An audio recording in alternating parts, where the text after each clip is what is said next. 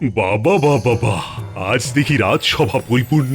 আহ, এই পরিপূর্ণ শোভা দেখে মনটা বড়ই আনন্দিত হয়। মহারাজের জয় হোক। নবাব বাহাদুরের একটা পত্র আছে মহারাজ। পড়ে ফেলো শুনি, নবাব বাহাদুর কি বলতে চান? মহারাজ, রাজ্যে খুব দুর্যোগ ঘনিয়ে আসছে। ইংরেজ সেনা মুর্শিদাবাদ আক্রমণ করবে বলে তৈরি হচ্ছে। এই সময় নবাব বাহাদুর তার সমস্ত অঙ্গরাজ্যকে খবর দিচ্ছে নবাবের পাশে দাঁড়াবার জন্যে, যাতে ইংরেজদের এই যুদ্ধে পরাস্ত করতে পারে। এই সকাল সকাল একটা সুযোগ এসেছে, এটাকেই ভালোভাবে হাতে নিতে হবে।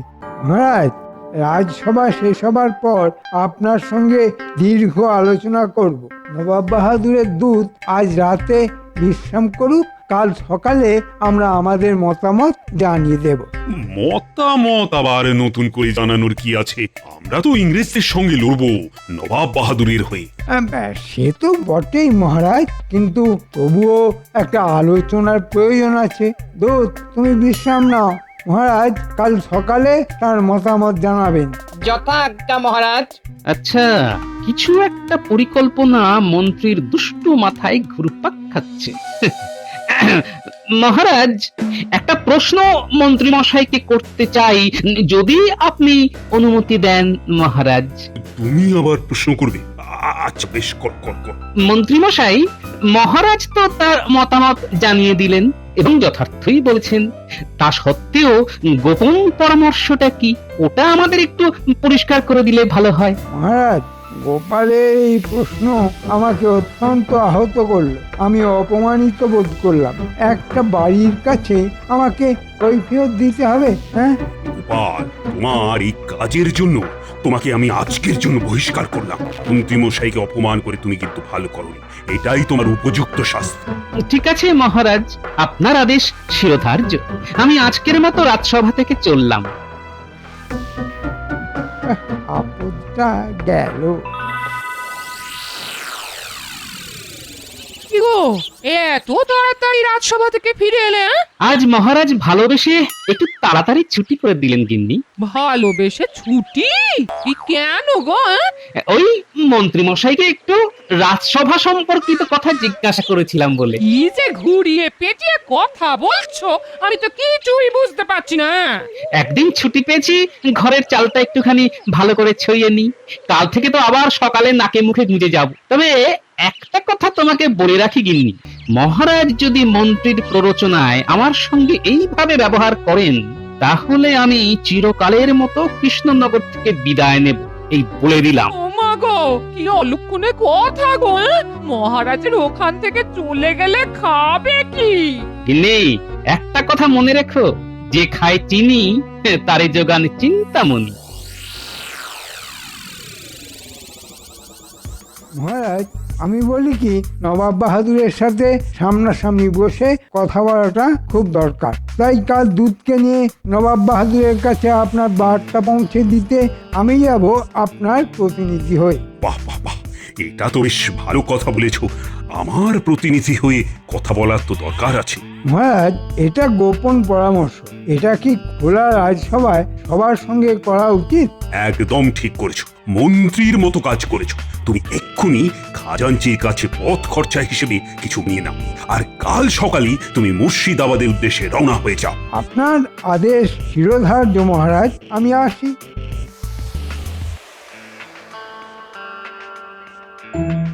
আপনি নাকি আজ রাজসভায় গোপালকে বহিষ্কার করেছেন? কেন মহারাজ, গোপাল কি এমন অন্যায় করলো? সীমাহীন অপরাধ রানী। গোপাল প্রশ্রয় পেয়ে পেয়ে মাথায় উঠে দাঁড়িয়েছে, রাজকার্যে বাধা সৃষ্টি করে। আপনি গোপালকে যাই করুন না কেন, গোপাল কিন্তু এই কৃষ্ণনগরের একটা সম্পদ। সেটা আপনি আজকে না বুঝেন, ভবিষ্যতে বুঝবেন। আর এই যে মন্ত্রী, যার প্রতি আপনার এই অগাধ বিশ্বাস, সেটা খুব তাড়াতাড়ি চলে যাবে, এটাও আমি আপনাকে বলে দিলাম।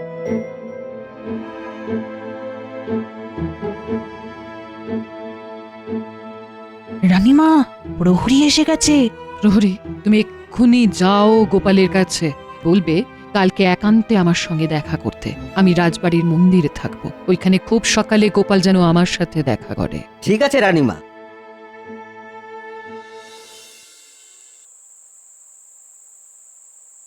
রানীমা তোমায় কত বিশ্বাস করে না? রানীমা তো এই কৃষ্ণনগরের মা গিন্নি। তাও তুমি কৃষ্ণনগর থেকে চলে যাবে বলছো? হ্যাঁ, অনেক দুঃখে বলেছি গো গিন্নি। না, আর বলবো না।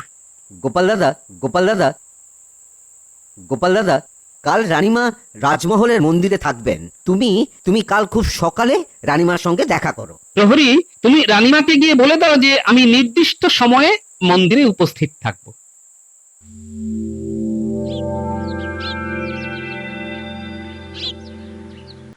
রানীমা, গোপাল দাদা দাঁড়িয়ে আছে।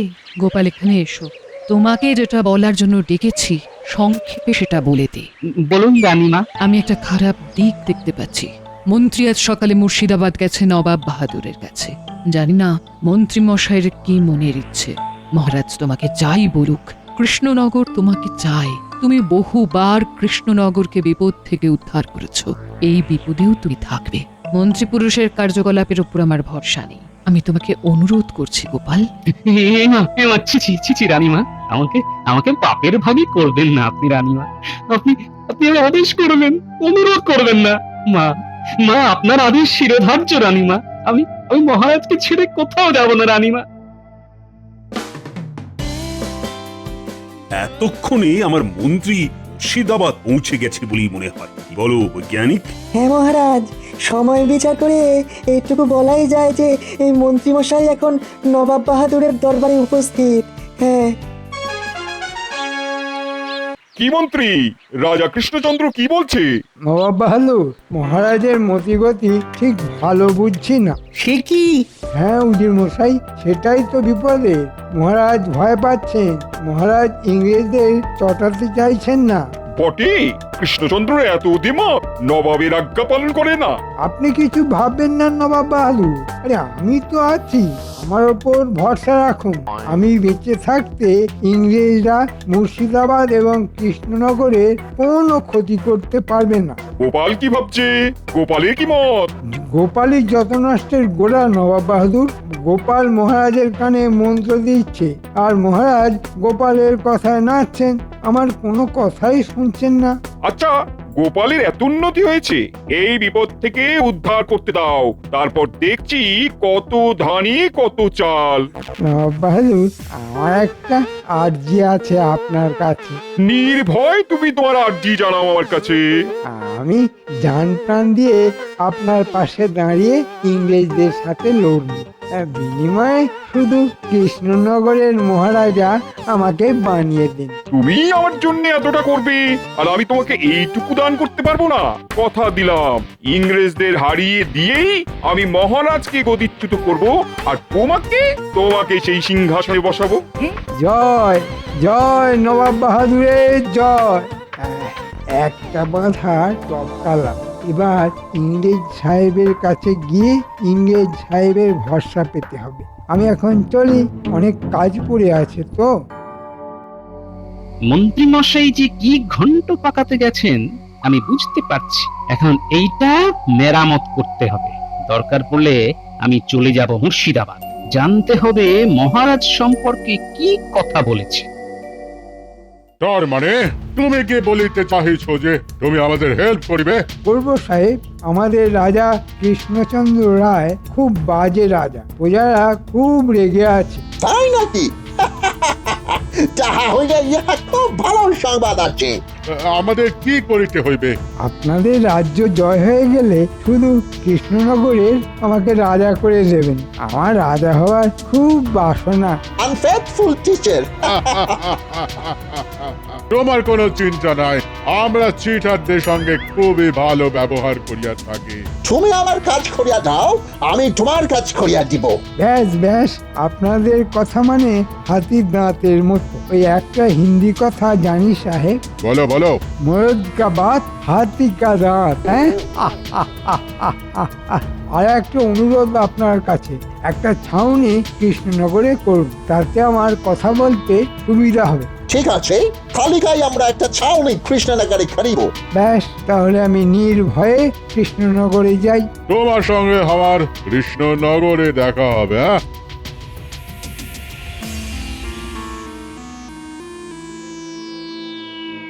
গোপাল, তোমার উপরে আমার অগাধ বিশ্বাস। আমি কয়েকদিন ধরেই দেখছি তোমার সঙ্গে মহারাজ, মন্ত্রীমশাই এবং আরো বাদবাকি সভাসদরা খুব খারাপ ব্যবহার করছে। ছাড়ুন তো সব, আমার চিন্তা অন্য জায়গায়, বুঝলেন? মন্ত্রীমশাই কতটা খারাপ কথা মহারাজ সম্পর্কে বলেছেন সেটাই আন্দাজ করতে পারছি না, ওটা জানতে হবে। কিভাবে জানবে? কাল মন্ত্রীমশাই রাজসভায় এলে আমি মুর্শিদাবাদ যাব, ঘাটা জায়গাটা মেরামত করতে হবে তো। তোমার সাহায্য লাগবে বৈজ্ঞানিক। গোপাল, আমি কৃষ্ণনগর, মহারাজ এবং তোমার জন্য সব সময় তৈরি থাকি। আমি জানি বৈজ্ঞানিক।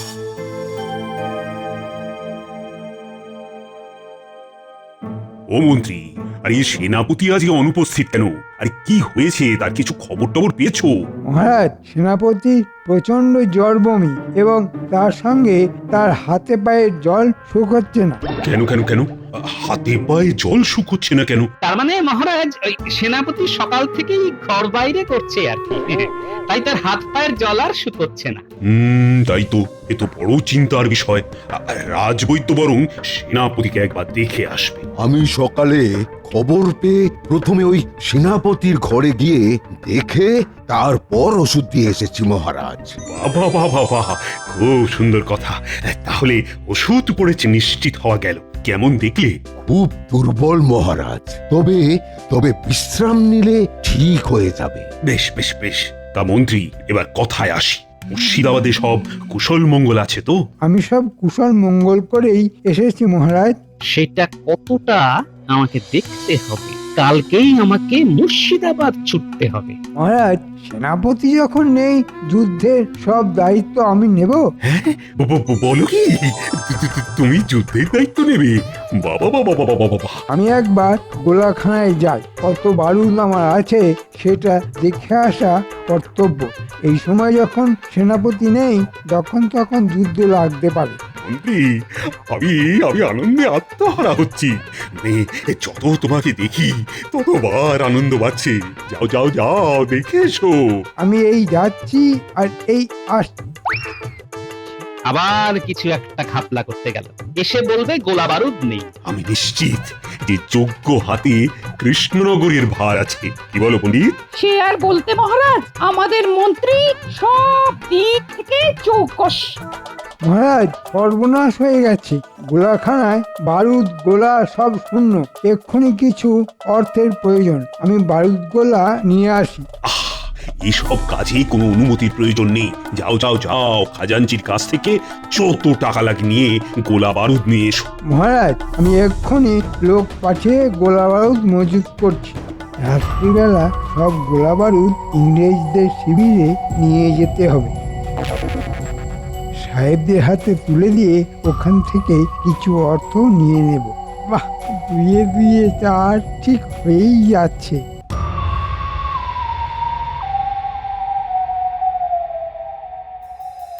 বিজ্ঞানী, লঙ্কা এবং গোলমরিচ দিয়ে কি গোলা বানানো যায়? লঙ্কা গোলমরিচ দিয়ে গোলা বানানো সম্ভব।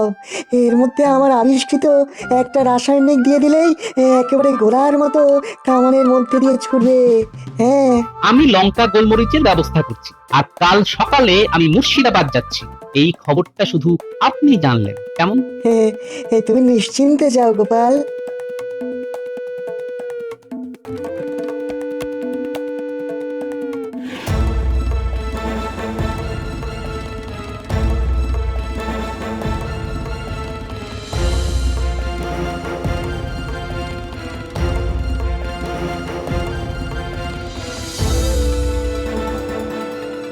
পুটি, এই পুটি, এই বাড়ি আছিস নাকি? হ্যাঁ, বাড়ি আছি। ভেতরে এসো গোপাল দাদু। কিছু খবর আছে গো গোপাল দাদু। হ্যাঁ শোন, তোদের সবার সঙ্গে আমার দরকার আছে। প্রথমে কাল থেকে চুপিসারে শুকনো লঙ্কার গোলমরিচ গুঁড়ো করতে হবে, বুঝলি? শুকনো লঙ্কা আর গোলমরিচ? হ্যাঁ, আর পুটি, তুই তোর সব বন্ধুদের বলে দিবি তারা যেন সবাই শুকনো লঙ্কা আর গোলমরিচ গুঁড়ো করতে শুরু করে দেয়। আমার অনেক লঙ্কা গুঁড়ো আর গোলমরিচ গুঁড়ো লাগবে, সব পরে বলবো। তোদের কাজ মন্ত্রীকে চোখে চোখে রাখা, বুঝতে পারলি? বুঝতে পেরেছি গোপাল দাদু, তুমি নিশ্চিন্তে থাকো।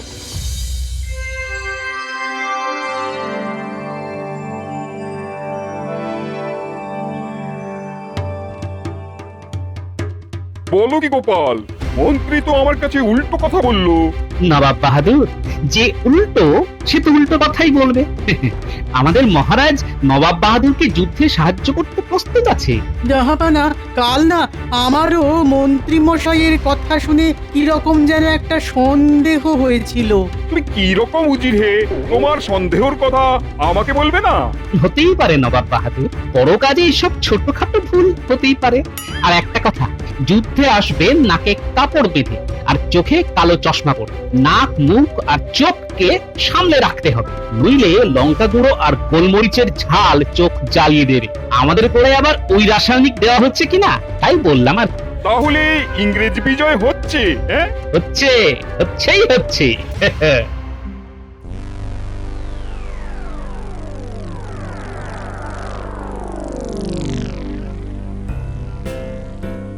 আমি একটা উপহার নিয়ে এসেছি সাহেব। তুমি আমাদের উপহার দিতে আসিয়াছ, কি উপহার দিবে? রাজবাড়ির ভেতর থেকে গোলা বারুদ নিয়ে এসেছি, আপনার হাতে তুলে দেব বলে। বাহ বাহ বাহ, তুমি বড় ভালো মানুষ আছে, তুমি আমাদের বন্ধু আছে। আমি আমার কথা রেখেছি সাহেব, আপনারাও আপনাদের কথা রাখবেন তো? নিশ্চয়ই নিশ্চয়ই, আমরা চিটারদের খুব খুব ভালো উপহার দিয়ে থাকি। খুব ভালো। কবে আক্রমণ করছেন? আমরা আক্রমণ করিব কাল বাদ পরশু। মন্ত্রীমশাই সাহেবের ছাউনিতে গেছে, গোপাল দাদু এলেই বলতে হবে। মন্ত্রী মশাই, একটা বদের ভাই লুকিয়ে থাক, মন্ত্রী কোথায় কোথায় যায় আমাদের দেখতে হবে। ওই মন্ত্রী মশাই আসছে, লুকিয়ে পড়। এবার বটা ঘটা বাড়িতে যেতে হবে। শুধু একটা জিনিস খচখচ করছে, গোপাল আজকে রাজসভাতে এলো না কেন? শুনলি তো, চল লুকিয়ে পিছু নি। চল।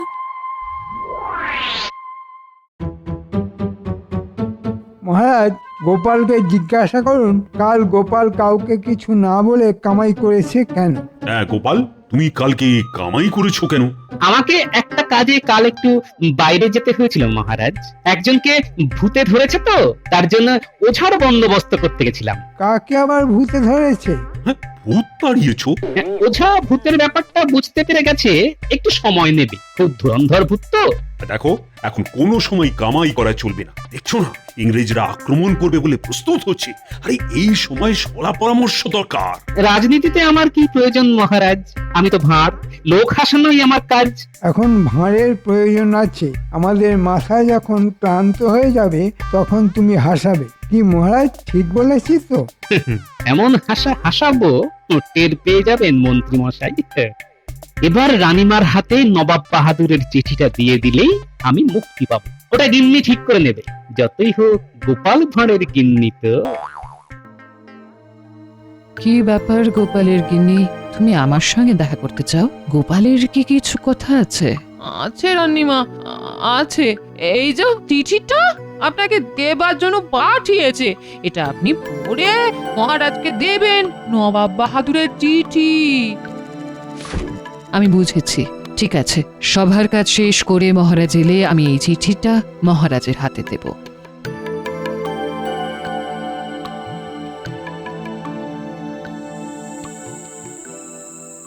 ব্যাস, আমার বানর সেনার দল লঙ্কা গুঁড়ো আর গোলমরিচ গুঁড়ো দিয়ে গেছে। হ্যাঁ, আমার গোলাও প্রস্তুত, একটা গোলাই যথেষ্ট। ব্যাস, আমরা নিশ্চিন্ত। নবাব বাহাদুরের চিঠিটা পড়লেন? পড়লাম। আমি তো ভাবতেই পারছি না রানী, আমার মন্ত্রী এতটা বদমাশ। গোপালের তুলনা নেই। মহারাজ এতক্ষণে জেনে গেছেন আশা করি। অসৎ মানুষ জিততে পারে না।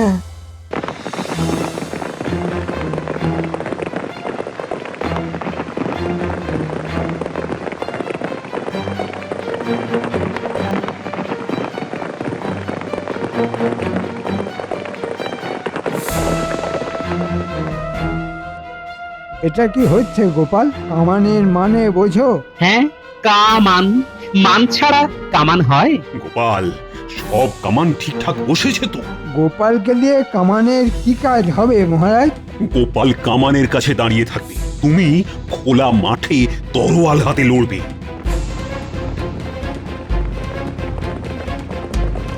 আমি আমি দূরবীন দিয়ে দেখতে পাচ্ছি ইংরেজরা আসছে ঘোড়া ছুটিয়ে।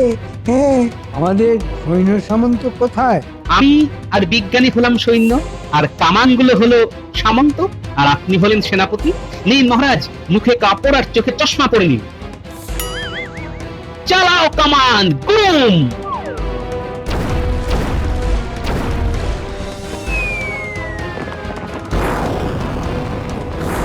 এলো চোখ মুখ চলিয়ে ঢেকালো। Oh my God! কি হইতেছে? It's burning! চোখ মুখ জ্বলছে, যুদ্ধে কাজ নেই। বাড়ি চলো, বাড়ি চলো, বাড়ি চলো। সাহেব, তুমি আমাদের সঙ্গে ভারতীয়দের সঙ্গে লড়তে এসেছো? তুমি জানো না আমাদের বুদ্ধি? দেখো দেখো, আমরা কিরকম নাক মুখ ঢেকে যুদ্ধ করতে এসেছি। সৈন্য সাহেবদের বন্দি করো। মন্ত্রী মশাই, সরি সেনাপতি মশাই, কেমন বুঝছেন? মন্ত্রী এখন বোঝবার অবস্থায় নেই, ওর চোখ নাক কান সব সব জ্বলছে। ওরে বাবারে, ওরে বাবারে, চলে যাচ্ছে। ওরে বাবা, মন্ত্রী, এবার তোমার কৃষ্ণনগরের রাজা হওয়া তো আর হলো না। গোপালের বুদ্ধির কাছে সাহেবরা কি টিকতে পারে? লঙ্কা গুঁড়োর ঝালে ইংরেজ বেতালে